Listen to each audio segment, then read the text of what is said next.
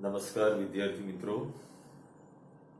ધોરણ 11 science chapter number 2 એકમ અને માપનમાં આજના વિડિયો લેક્ચર નંબર 11 ની અંદર ગુજકેટ અને નીટમાં એક અલગ ટાઈપના પ્રશ્નોના આધારિત એમસીક્યુ આજે આપણે જોવાના છે.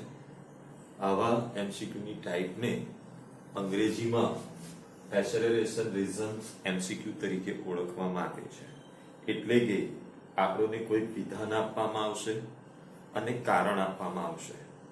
આ વિધાન અને આ કારણ એકબીજા સાથે કેવો સંબંધ ધરાવે છે એ બાબતના ઓપ્શન પહેલા આપણને આપી દીધા છે. જેમ કે અહીંયા કન્ડિશન આપી છે, સૂચનાઓ.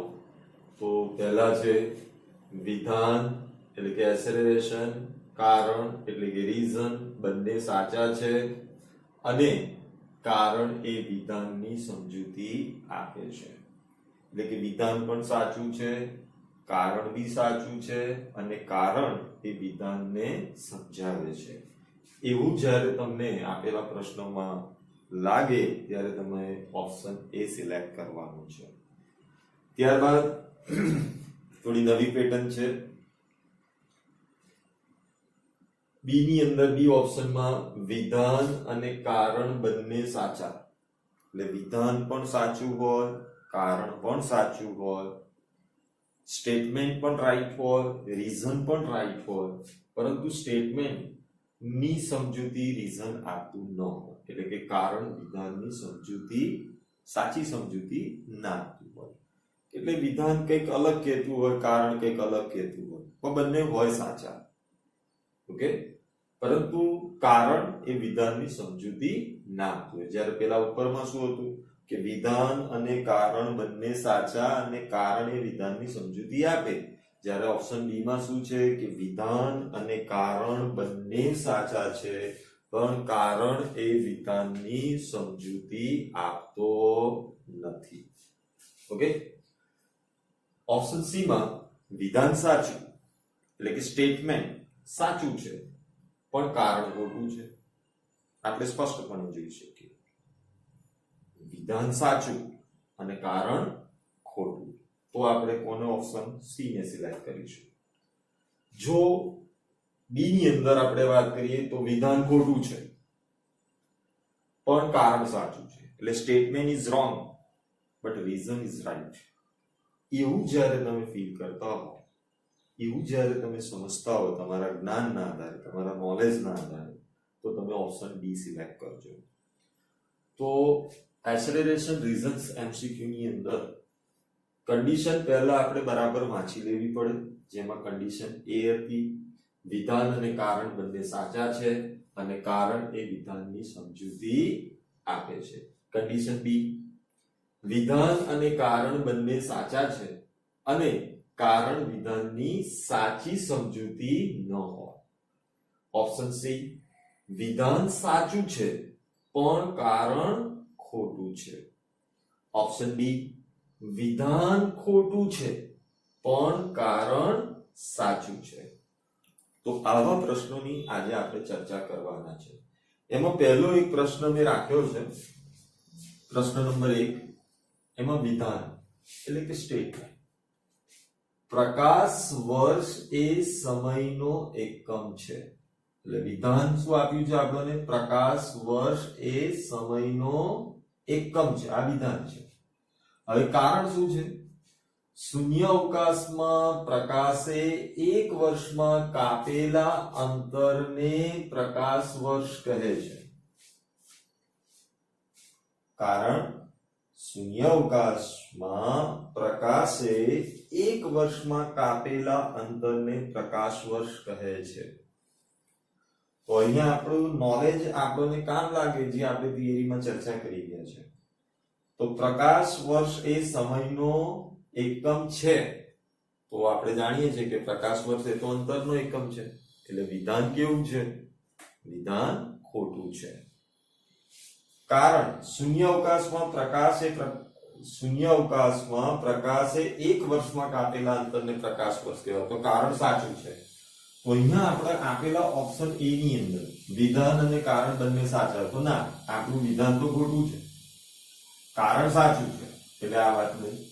બી માં પણ કહે છે વિધાન અને કારણ બંને સાચા છે, ના, વિધાન ખોટું છે, કારણ સાચું છે. ઓપ્શન સી વિધાન સાચું છે, ના, વિધાન જ ખોટું છે, એટલે ઓપ્શન સી બી ના આવે. તો ઓપ્શન ડી ની અંદર શું છે? વિધાન ખોટું છે, હા, આ વાત બરાબર છે, વિધાન ખોટું છે, પણ કારણ સાચું છે, હા, કારણ સાચું છે. તો આ પ્રશ્નની અંદર આપણો જવાબ કયો આવશે? ડી આવશે. આન્સર કયો આવશે? ડી આવશે. કેમ? કે વિધાન ખોટું છે અને કારણ સાચું છે, માટે આપણો ઓપ્શન કયો સાચો છે? ડી. ઓકે, તો આ એક પ્રશ્ન થયો. પ્રશ્ન નંબર 1 ફરી એક વખત કહું. સ્ટેટમેન્ટ શું આપ્યું છે? વિધાન શું આપ્યું છે? કે પ્રકાશ વર્ષ એ સમયનો એકમ છે. તો આ વાત ખોટી છે. એનો મતલબ એ થયો કે વિધાન સાચું, વિધાન સાચું, વિધાન સાચું વાળા બધા કેન્સલ, વિધાન ખોટું એ ખરું. ઓકે, કારણ શું છે? કે શૂન્ય અવકાશમાં પ્રકાશ એક વર્ષમાં, તો કારણ સાચું છે. તો એવું જે આપ્યું છે એ આપણી સૂચનાઓમાં કયો છે? ડી છે, માટે આપણે અહીંયા ઓપ્શન ડી સાચો રાખીશું.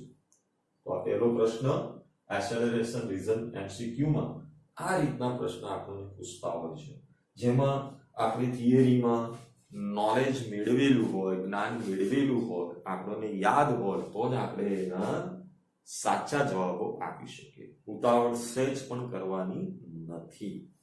હવે આપણે બીજા એક પ્રશ્નને જોઈએ. તો બીજો એમસીક્યુ વિધાન. વિધાન સ્ટેટમેન્ટ શું છે? પાર્સેક એ સમયનો એકમ છે. તો વિધાન તો ખોટું છે, કારણ કે પાર્સેક એ સમયનો એકમ નથી. પાર્સેક એ કોનો એકમ છે? અંતરનો જ છે, એટલે આ વાત ખોટી. વિધાન ખોટું છે, એટલે વિધાન ખોટું છે એવું એક જ ઓપ્શનમાં આપ્યું છે, ડી માં. કારણ સમયનો એસઆઈ એકમ સેકન્ડ છે, આ વાત સાચી છે. તો આમાં પણ કયો જવાબ આવશે? બી જ આવશે. એટલે એ શું છે? એ તો વિધાન અને કારણ બંને સાચા હોય અને કારણે વિધાનની સમજૂતી આપતો હોય, તો એવું તો છે નહીં, કારણ કે વિધાન તો ખોટું છે. બી શું કહે છે? વિધાન અને કારણ બંને સાચા છે, પણ વિધાન જ ખોટું છે, એટલે બી બી ના આવે. સી શું કહે છે? વિધાન સાચું છે, ના, પણ વિધાન જ ખોટું છે, એટલે સી બી ના આવે. વિધાન ખોટું છે એવું સામે આવ્યું છે ડી માં, અને કારણ સાચું છે, તો કે હા, કારણ સાચું છે, એટલે આમાં પણ જવાબ કયો આવશે? આપણો ડી આવશે. તો I think so you are clear, સમજ્યા હશો કે ભાઈ એક્સેલરેશન રીઝન એમસીક્યુ કઈ રીતે આપણે એના આન્સર આપવાના છે. હજુ પણ આપણે એની પ્રેક્ટિસ કરીશું, તાકી તમે એનાથી પૂરા માહિતગાર થાઓ. ઓકે, હવે હું બીજું એક સ્ટેટમેન્ટ લખીશ અને એક કારણ લખીશ, અને પછી આપણે વિચારીશું કે આપણને આપેલા option A B C D માંથી એ કોની સાથે સુસંગત થાય છે. ઓકે, તો હું એક વધારાનો બીજો એક લખું છું. ઓકે,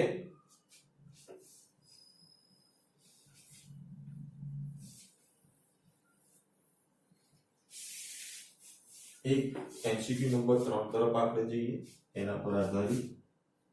તો પહેલા હું લખીશ વિધાન છે, સ્ટેટમેન્ટ. તો સ્ટેટમેન્ટ શું છે આપણી પાસે? કે ન્યૂટન મીટર અને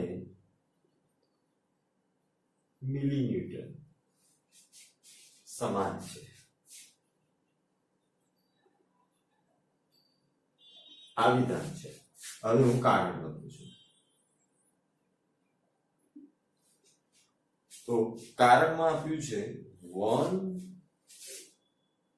ન્યૂટન મીટર બરાબર 1 જૂલ, અને 1 મિલી ન્યૂટન બરાબર 10⁻³ ન્યૂટન. તો હવે આપણે જોઈએ તો વિધાન શું આપ્યું છે? ન્યૂટન મીટર અને મિલી ન્યૂટન સમાન છે? ના, તો વિધાન ખોટું છે. વિધાન કેવું છે? ખોટું છે, કારણ કે આપણે જાણીએ છીએ કે આગળ જો એમ લખી દઈએ તો એ પૂર્વજમાં આવે, અને પૂર્વજ m ને આપણે મિલી તરીકે ઓળખીએ છીએ, તો આને શું વાંચીશું આપણે? Millinewton. જ્યારે આને શું વંચાય? Newton metre. હવે આપણને કારણ શું આપ્યું છે? તો કારણ એમ કહે છે કે 1 ન્યૂટન મીટર બરાબર 1 જૂલ. તો આ વાત તો સાચી છે, કારણ કે ન્યૂટન મીટર એ કાર્યનો એકમ છે, ઉર્જાનો એકમ છે, ટોર્કનો એકમ છે ને એના બરાબર જૂલ લખાય. આપણે સૌ જાણીએ છીએ. તો 1 ન્યૂટન મીટર બરાબર 1 જૂલ થાય, એ વાત સાચી. અને 1 મિલી ન્યૂટન બરાબર 10⁻³ ન્યૂટન. તો કારણ સાચું છે. તો કારણ સાચું, વિધાન ખોટું. તો એવું સ્ટેટમેન્ટ આ ચારમાંથી કયું છે? શું પહેલું છે? તો ના. પહેલામાં તો એમ કહે છે કે વિધાન અને કારણ બંને સાચા, પણ આમાં તો વિધાન ખોટું છે, પેલું ના આવે. ત્રીજાની અંદર કહે છે વિધાન અને કારણ બંને સાચા અને કારણ એની સમજૂતી નથી આપતું. બરોબર, પણ કારણ વિધાન જ ખોટું છે એટલે બીબી ના આવે. સી ની અંદર કહે છે વિધાન સાચું છે પણ કારણ ખોટું છે, પણ વિધાન જ ખોટું છે એટલે બી ના આવે. વિધાન ખોટું છે અને કારણ સાચું છે, આ વાત સાચી. એટલે આમાં પણ ઓપ્શન ડી સાચો છે. આ પ્રશ્નમાં પણ ઓપ્શન ડી સાચો છે. ઓકે, તો આમાં શું આવશે? ઓપ્શન ડી સાચો છે.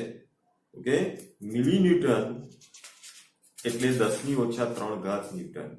હવે બીજો એક પ્રશ્ન આપણે જોઈએ. વિધાન લખું છું, પ્રશ્ન નંબર 4, એમાં વિધાન. વિધાન આપણે લખીએ કે દરેક સંખ્યા પરિમાણ રહિત અચળાંક છે. દરેક સંખ્યા પરિમાણ રહિત અચળાંક છે. આ વિધાન લખ્યું. દરેક સંખ્યા પરિમાણ રહિત અચળાંક છે. કારણ હવે લખીએ. કારણ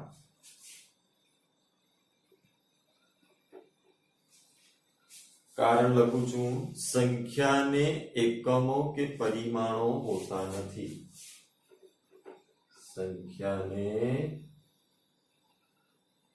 એકમો કે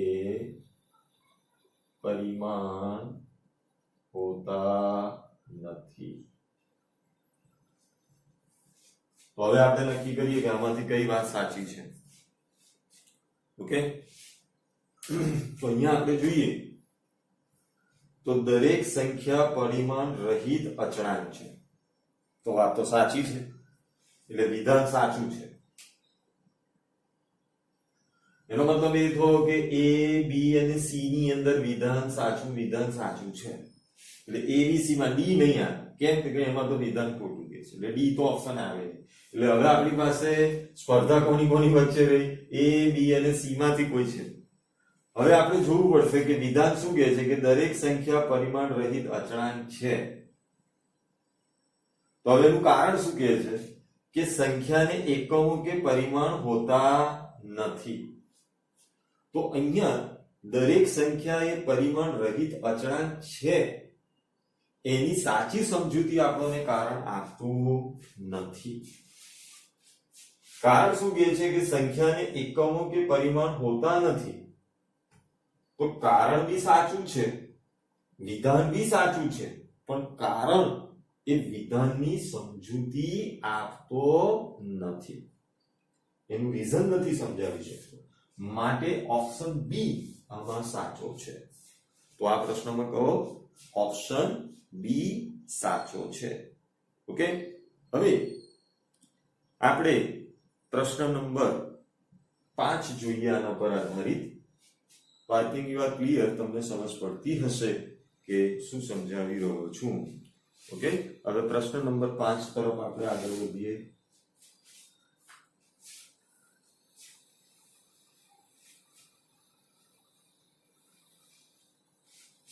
પ્રશ્ન નંબર 5 માં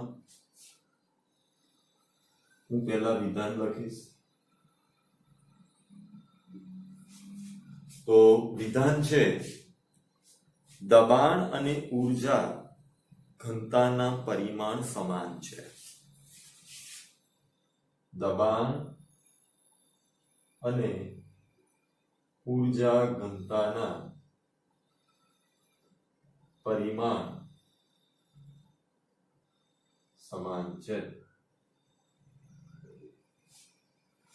કારણ સ્ટેટમેન્ટ તો આપણે લખ્યું, હવે આપણે રીઝન લખીશું. તો કારણ ઊર્જા ઘનતા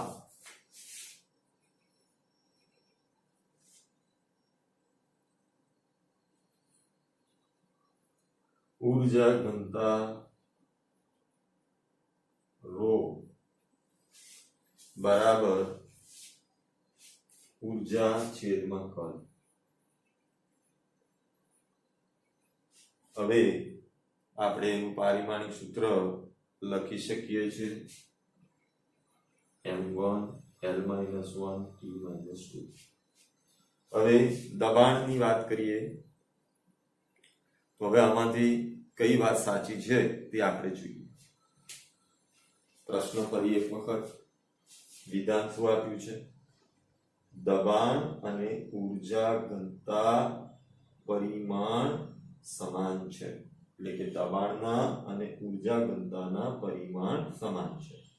ઊર્જા ઘનતાનું પારિમાણિક સૂત્ર આપણને શું આપી દીધું? m1 l-1 t-2. તો હવે આ બંને વસ્તુઓ આપણે જોવાની છે. જોઈએ તો પહેલા આપણે દબાણ પરથી દબાણ અને ઊર્જા ઘનતા વચ્ચેનો સંબંધ મેળવવો પડે. તો આપણે સૌ જાણીએ છીએ કે દબાણ બરાબર બળ છેદમાં ક્ષેત્રફળ થાય. તો હવે આપણે એનું ઉકેલ મેળવીએ કે બંને સરખા છે કે નહીં. કારણ કે વિધાન સાચું છે કે નહીં તે જાણવું પડશે. અહીંયા આપણને ઊર્જા ઘનતાનું પારિમાણિક સૂત્ર તો આપી દીધું, પણ દબાણનું એ જ આવશે. ઓકે, તો એ આપણે જોવું પડશે. તો પહેલા આપણે દબાણ બરાબર સમજૂતી આકૃતિમાં આપણે જાણીએ છીએ કે દબાણ બરાબર બળ છેદમાં ક્ષેત્રફળ. જો આપણે બળને અંતર વડે ગુણી નાખીએ અને ક્ષેત્રફળને પણ અંતર વડે ગુણી નાખીએ તો અંતર બંને કેન્સલ થાય તો ફરી પાછું આ જ મળે. પણ આપણે એ જાણીએ છીએ કે બળ ગુણ્યા અંતર એટલે કાર્ય અથવા ઊર્જા અને ક્ષેત્રફળ ગુણ્યા અંતર એટલે કદ. તો અહીંયા આપણે જોઈએ કે ઊર્જાના છેદમાં કદ જ આપ્યું છે. એટલે કે કારણ અને વિધાન બંને કેવા છે? કારણ અને વિધાન બંને કેવા છે? સાચા છે. અને કારણ એ વિધાનની સમજૂતી આપે છે.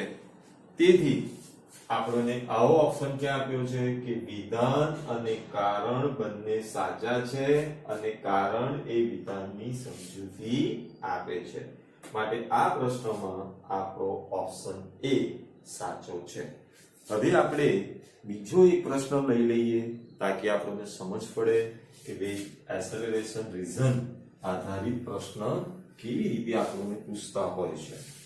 હવે નેક્સ્ટ પીરિયડની અંદર આપણે એક પેરા આધારિત એમસીક્યુ જોઈશું. એટલે કે આપણને એક પેરેગ્રાફ આપ્યો હોય અને એ પેરેગ્રાફ પરથી પૂછેલા પ્રશ્નોના જવાબ આપણે મેળવવાના હોય. કોઈ ઘટના આપી હોય અને એ ઘટનાનું આપણે એના આધારિત એમસીક્યુ નું સોલ્યુશન.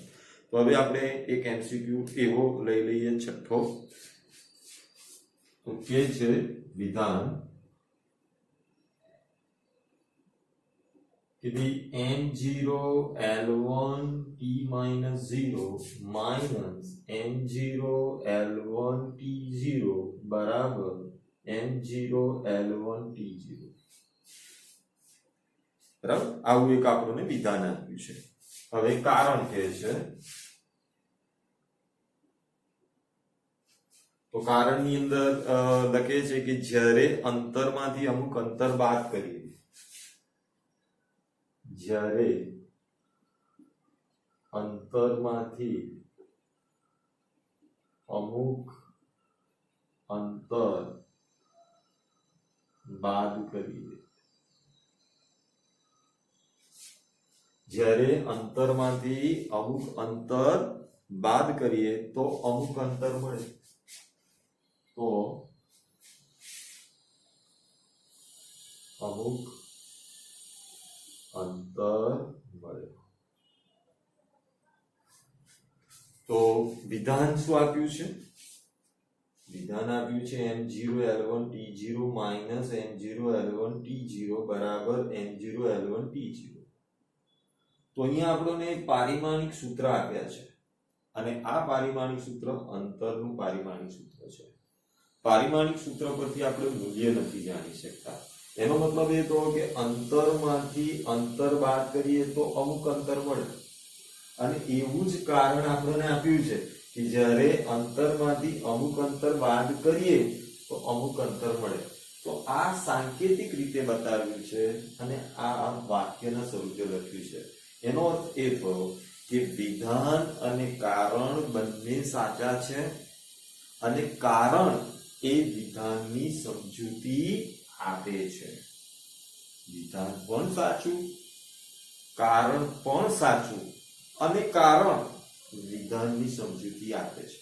તો તમને આપેલી સૂચનાઓમાંથી એ કઈ સૂચના છે? તો સૂચના એ છે. માટે આ પ્રશ્નનો જવાબ શું આવશે કે વિધાન અને કારણ બંને સાચા છે અને કારણ એ વિધાનની સમજૂતી આપે છે. પારિમાણિક વિશ્લેષણમાં ભૌતિક રાશિઓના ઘાતનો ઉપયોગ થાય છે પણ તેના મૂલ્યનો ઉપયોગ થતો નથી. એ દર્શાવે છે કે તે કેટલી વાર મૂળભૂત ભૌતિક રાશિ એમાં આવી. તો અહીંયા લંબાઈ અને લંબાઈ બંને મૂળભૂત ભૌતિક રાશિ એક વાર આવી. તો અહીંયા આપણે એમ કહી શકીએ કે આ કંઈક અમુક અંતર છે ને આ બી કંઈક અમુક અંતર છે ને અમુક અંતરમાંથી અમુક અંતર બાદ કરીએ તો અમુક અંતર તો વધે. ઓકે, તો આ તો આપણો 6થા નંબરનો MCQ. હું આજે એક્સેલરેશન રીઝન્સ MCQ ની તમને પ્રેક્ટિસ કરાવું છું. ઓકે, હજુ આપણે એક લઈ લઈએ, બરાબર છે? તો બીજું એક વિધાન હું નોંધતો જો એક MCQ નંબર 7 તરફ આપણે આગળ વધીએ. તો MCQ નંબર 7 વિધાન કહે છે પ્રવાહના દરના પરિમાણ m0 l3 t-1 છે અને કારણ કહે છે પ્રવાહનો દર એ વેગ છેદમાં સમય છે. તો વિધાન હું લખું છું.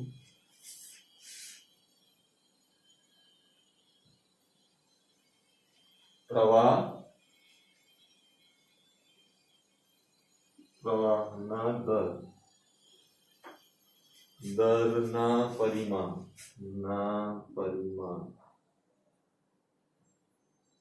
m0 l3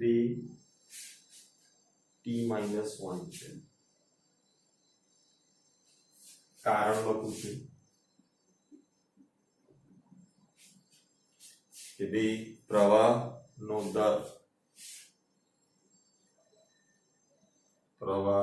દર એ વેગ છેદમાં સમય છે. વેગ છેદમાં સમય છે. તો હવે આમાં આ 4 સૂચનાઓમાંથી કઈ સૂચનાનું અમલ થતું હશે તે હવે આપણે જોઈએ. તો અહીંયા પ્રવાહના દરના પરિમાણ m0 l3 t-1 છે. હવે પ્રવાહના દરનું પારિમાણિક સૂત્ર પહેલા આપણે યાદ હોય અથવા તો આપણે બનાવવું પડે અથવા ચેક કરવું પડશે. અને પ્રવાહના દરનો દર એ વેગ છેદમાં સમય છે એની જાણકારી. તો પહેલા પ્રવાહ દર છે શું? તો પ્રવાહ દર એટલે એકમ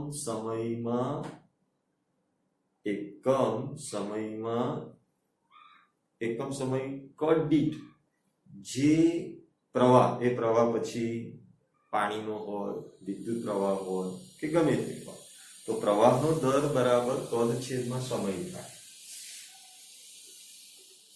પ્રવાહનો દર બરાબર કદ છેદમાં સમય. હવે કદનું પારિમાણિક સૂત્ર આપણને ખબર છે l3 અને સમયનું પારિમાણિક સૂત્ર છે t1. માટે m0 l3 t-1 એટલે વિધાન સાચું છે. વિધાન સાચું છે. હવે વિધાન સાચું છે એમાં તો પાછા 3 ઓપ્શન છે. a માં પણ વિધાન સાચું છે, b માં બી વિધાન સાચું છે અને c માં પણ વિધાન સાચું છે. પણ હવે એ જાણવું પડશે તો શું કારણ સાચું છે? ઓકે, તો હવે આપણે કારણ માટે જોઈએ તો કારણ માટેનું પારિમાણિક સૂત્ર બી આપણે મેળવી લઈએ તો વેગ છેદમાં સમય.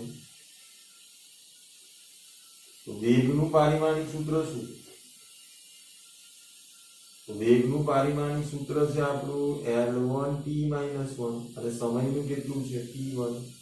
સાદુરૂપ આપીએ તો L1t - 2 m0. તો અહીંયા તમે જુઓ તો વિધાન અને કારણના પારિમાણિક સૂત્ર બિલકુલ જુદા છે. એનો મતલબ એ થયો કે કારણ ખોટું છે, કારણ ખોટું છે અને વિધાન સાચું છે. તો એવું ઓપ્શન કયું? એવો ઓપ્શન સી છે કે વિધાન સાચું છે પણ કારણ ખોટું છે. એટલે આમાં આપણો જવાબ કયો આવશે? સી, કે વિધાન statement is right but reason is wrong. Okay, એટલે કે વિધાન સાચું છે અને કારણ ખોટું છે. ઓકે, તો આ રીતે આપણે પારિમાણિક સૂત્રનો ઉપયોગ કરી જાણી શકીએ. હા, પ્રવાહનો દર કદ છેદનો સમય એ તમારે હજુ આગળના પ્રકરણોમાં શીખવાનું છે. તો અત્યારે તમારે એને માનવું પડશે, સ્વીકારવું પડશે. ઓકે, હજુ આપણે એક MCQ લઈ લઈએ તો આપણને થોડો વધારે આઈડિયા આવે. ઓકે, MCQ નંબર 8 તરફ હવે આપણે જઈએ. MCQ નંબર 8 એમાં પહેલા વિધાન, પછી આપણે જોઈશું કારણ. તો વિધાન છે બધા જ માપમાં છેલ્લો અંક વધારે અચોક્કસ હોય છે. બધા જ માપનોમાં છેલ્લો અંક વધારે અચોક્કસ હોય છે. તો વિધાન લખું છું, બધા જ માપનોમાં છેલ્લો અંક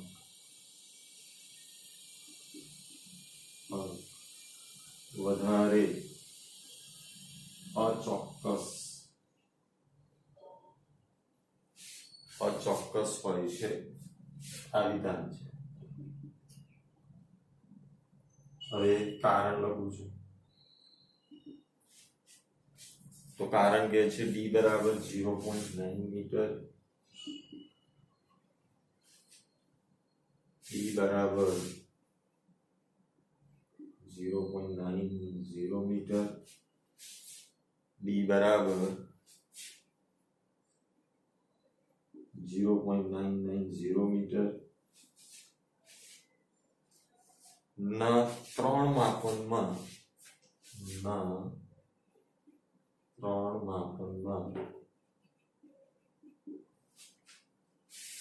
છેલ્લું માપન d બરાબર 0.900 મીટર વધારે ચોકસાઈ વાળું છે. વધારે ચોકસાઈ વાળું છે. હવે આપણે અહીંયા ચેક કરીએ.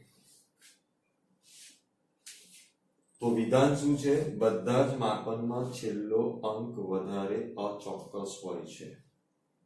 વિધાન તો વાત સાચી છે કે બધા જ માપનોમાં છેલ્લો અંક વધારે અચોક્કસ હોય છે.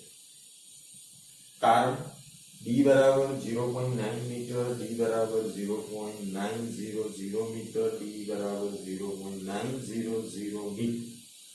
ત્રણ માપનમાં છેલ્લું માપન d બરાબર 0.900 વધારે ચોકસાઈ વાળું છે.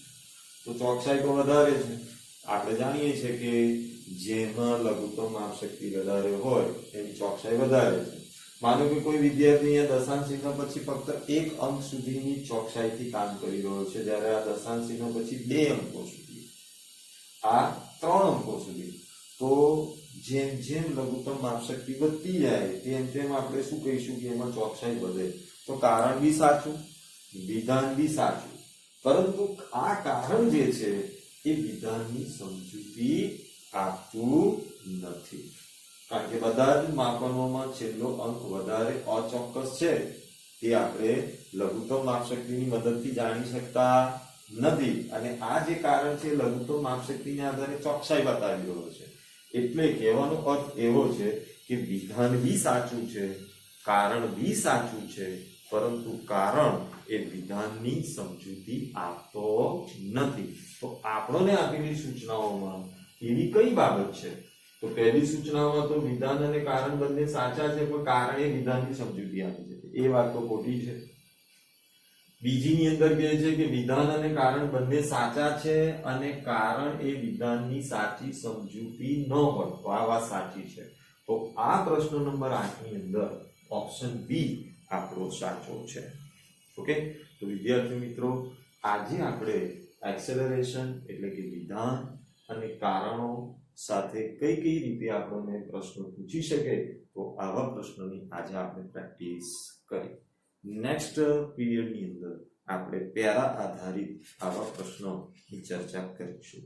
તમારી પાસે જો જુદા જુદા આવા મટીરિયલ અવેલેબલ હોય તો આવા એમસીક્યુઝની તમે પ્રેક્ટિસ કરજો, તાકી તમને સમજ પડે. ઓકે, તો પ્રેક્ટિસની જરૂર છે. ઓકે, તમે તમારી બધા પોતપોતાની ટેક કેર રાખજો. Okay, bye bye.